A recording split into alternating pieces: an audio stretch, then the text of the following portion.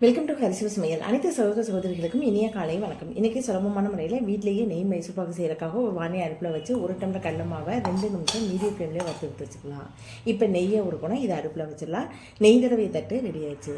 நெய்யும் உருகிருச்சு. இதை அதே டம்ளரில் 1 டம்ளர் அளவுக்கு அளந்து எடுத்துக்கலாம். வறுத்த மாவை ஒரு பாத்திரத்தில் சேர்த்து கொஞ்சமாக தூள் உப்பு, கொஞ்சம் மஞ்சத்தூள் சேர்த்துக்கலாம். மஞ்சத்தூள் ஆப்ஷன் தான்.